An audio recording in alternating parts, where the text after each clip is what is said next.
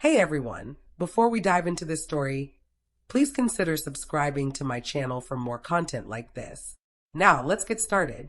I can still hear their laughter, sharp and reckless, fading as the car sped off into the shimmering heat. They called it a prank, but as the dust choked my lungs and the endless road stretched before me, a truth settled in, one I should have seen long ago. They didn't abandon me by accident. They left because it was simpler to discard me than to hold on. My name is Clementine, and that was the moment I stopped waiting for anyone to return. The sun blazed down like a furnace, its heat rippling over the cracked pavement as I stepped out of the small gas station, dust swirling around my boots. Trent had asked me to grab him a water, his voice light and teasing, the way it always was when he wanted something. But when I turned around, the spot where our SUV had been was empty. Just a dark oil stain and the faint drone of engines disappearing down the highway.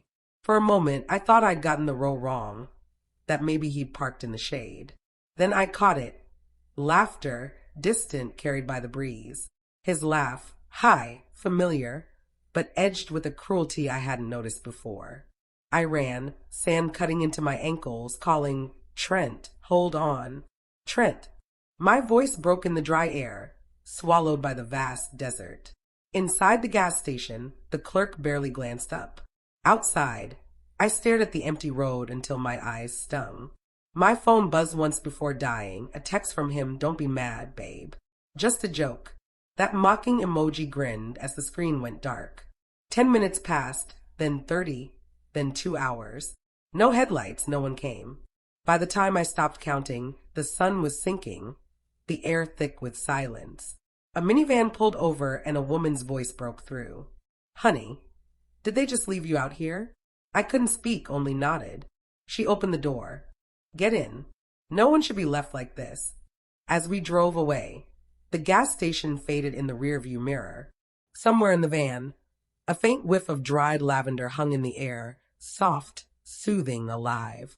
I watched the horizon devour the road ahead and murmured, almost to myself, "I don't know where I'm headed, but I'm not going back." Sometimes it's not kindness that saves you. It's the final spark of belief fading out. The drive to Silver Springs seemed to stretch forever. The desert gave way to quiet hills and lonely roads. By the time Nora's van rolled into town, the sun had slipped behind the mountains. Silver Springs was tiny, a cluster of weathered homes, a diner, and a lone bus stop with a flickering light. I used a dusty payphone outside the post office, its scent heavy with rust and old coins. My fingers paused over the keys.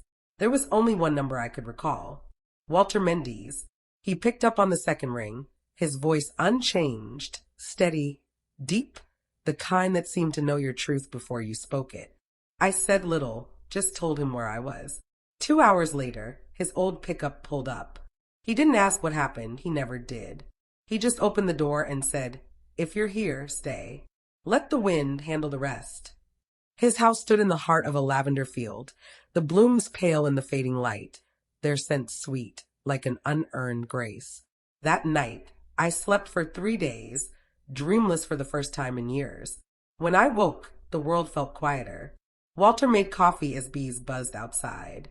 I washed my face in a rain barrel, catching my reflection in the water, sunburned, worn, but alive. "I'm still here," I whispered, "and that's something he'll never own." That evening, Walter set a few papers on the table.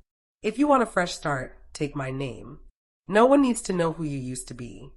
I signed without a second thought, Clementine Mendes. The past ended with the stroke of a pen. Later, in an old bedroom, I found a tattered high school notebook. Tucked inside was a letter in my mother's handwriting. "Don't let anyone make your smile their toy.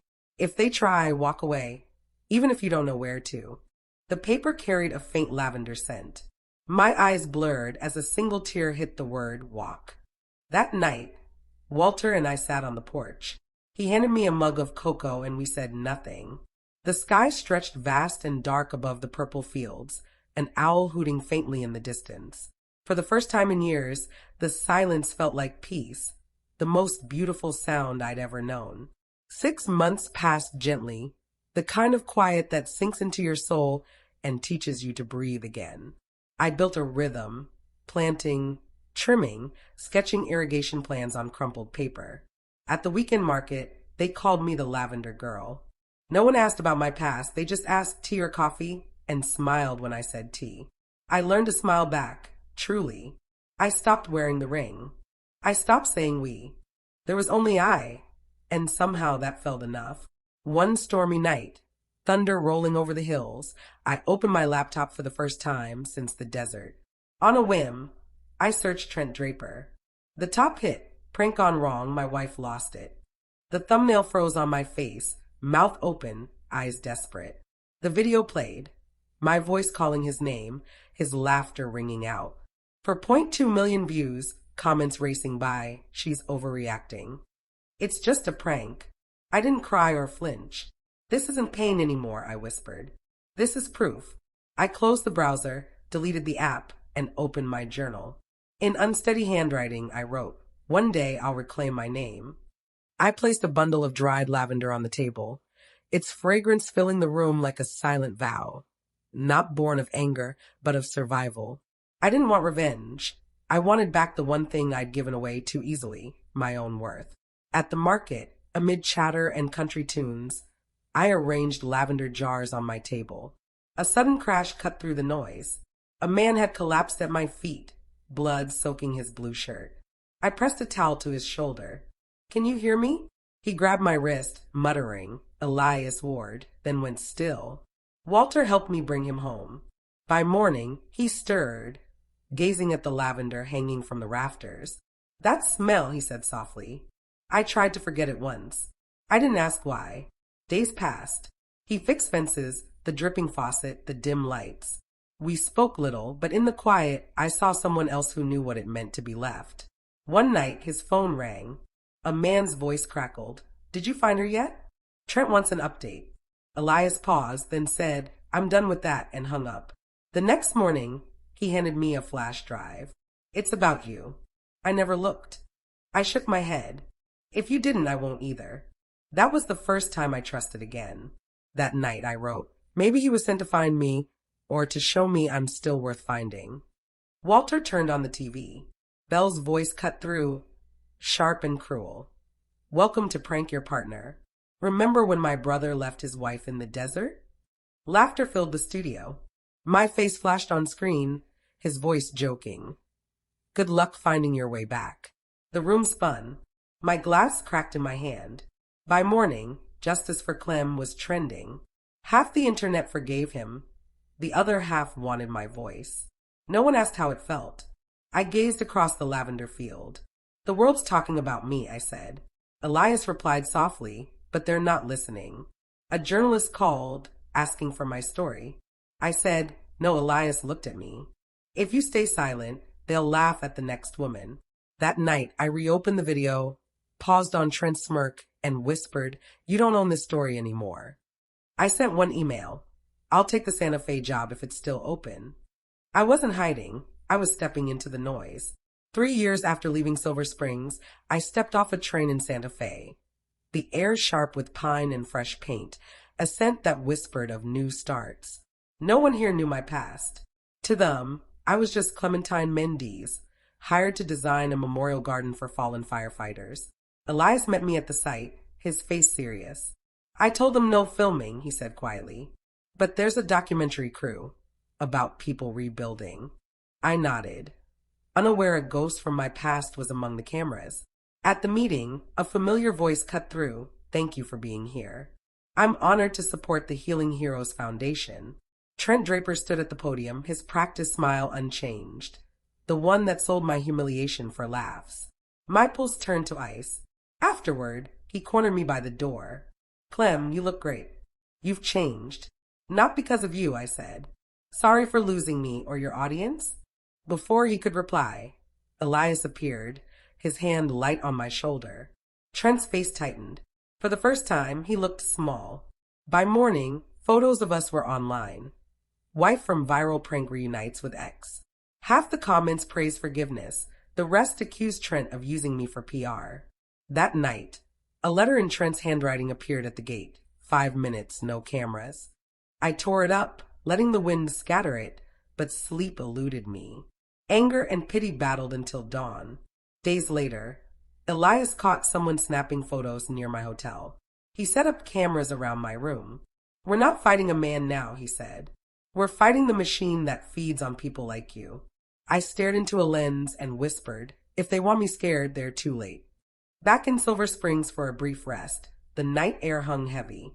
Walter was cutting lavender by lantern light, Elias still in Santa Fe. At 1 a.m., a sharp chemical smell hit. Outside, the field glowed orange.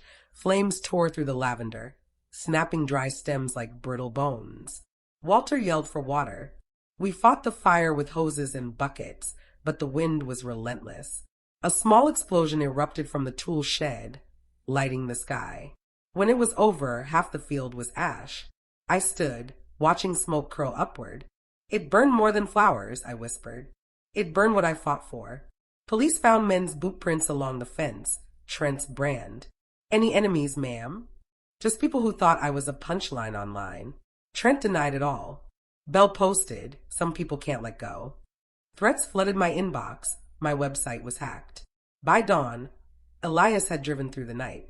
He held me as smoke still rose from the earth. "They don't just want to ruin you," he said. "They want to destroy what healed you." "If they think I'll run," I said, voice shaking. They forgot I survived the desert. Security footage showed a slim figure in a cap, gas can in hand, a tattoo visible, a snake around a crescent moon. Bell's tattoo. We took the evidence to the police. Bell claimed it was a deepfake. The internet erupted in confusion. Elias said, "She's not worth your fear, but she's worth stopping." That afternoon, I sat with a lawyer and signed a complaint. "This isn't for revenge," I said. "Silence keeps people like them alive." The pen moved steadily across the paper, my hand firm. The fight had already begun. In the Santa Fe courthouse, voices and camera flashes filled the air. Reporters crowded the halls, microphones ready. A screen displayed Draper versus Mendes, emotional defamation. I smoothed my navy blazer. Elias walked beside me, quiet but solid. I took a deep breath to steady my knees. "Today," I whispered, "I'm not the victim. I'm the witness." The trial began. My lawyer detailed how the gas station prank video resurfaced, now at 60 million views. How Bell's podcast mocked me by name. How my silence fueled their brand. When the judge asked if I'd speak, I stood, my voice steady. "I'm not here for revenge. I'm here to tell the truth the world laughed at." That day, I sat in 104-degree heat for 3 hours, no water, no car. I screamed until my voice gave out, and they only returned to count the likes. The room fell silent. The video played. Laughter, the gas station, my desperate cries. I didn't flinch. One tear fell, not from pain, but release. Trent took the stand, eyes lowered. I thought it was funny. "I'm sorry." "You're not sorry to me," I said softly. "You're sorry to your audience. You want their forgiveness, not mine." Asked about damages, I shook my head. "No money. Just delete the videos and apologize on record to me," and anyone turned into a joke. The judge's gavel struck. Request granted. Trent's shoulders slumped. Bell whispered, trembling, "I thought it was just marketing." I looked at her.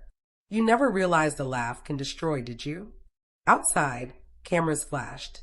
Trent chased me, voice cracking. "Clem, you won. Happy now?"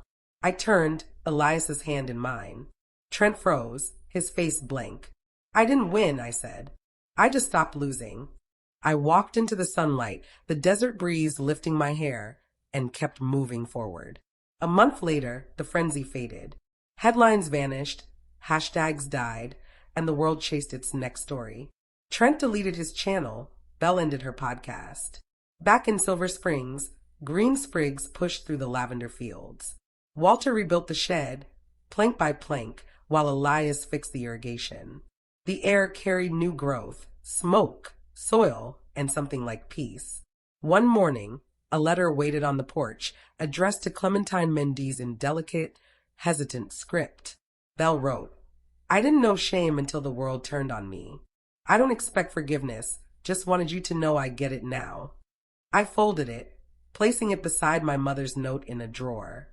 I didn't cry or smile. "Forgiveness," I said softly, is my choice, not my obligation. Weeks later, a headline flashed: Trent Draper sells assets, leaves country to find himself. No one cared. He finally learned to leave, I murmured. 5 years too late. From the ashes, we built the Quiet Garden Initiative, a haven for women mocked or shamed online to begin again. I taught them to dry lavender, blend teas, and breathe through the quiet. Flowers don't need applause, I told them. They need light. A reporter visited, camera ready. If he apologized, what would you say? I smiled. I don't need his apology for peace. I need his silence so others can speak. Elias snapped a photo of me with the students, sunlight glowing on my face. It went viral with the caption, "She built peace from ashes." For once, the internet's laughter was soft, respectful. Morning light spilled over the lavender, purple waves swaying under the hum of bees.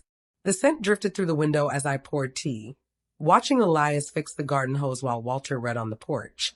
I get it now, I whispered. Happiness isn't erasing the past. It's the past losing its power to wound. On my desk, an old photo sat under glass, me at the gas station, dusty but unbroken. Beside it, a box of tea labeled Quiet Garden, healing through silence. A student asked, "Have you forgiven them?" I smiled. Forgiven? Maybe. How else could I bloom? The camera swept wide. I walked through the lavender, sunlight warm on my shoulders.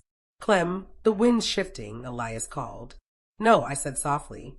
"I've just learned to move with it." 5 years ago, I stood alone in the desert, dust in my throat, laughter in my ears. Now, I stand where lavender grows, and all I hear is peace. Then came the sound of wind and laughter, light, free, and mine.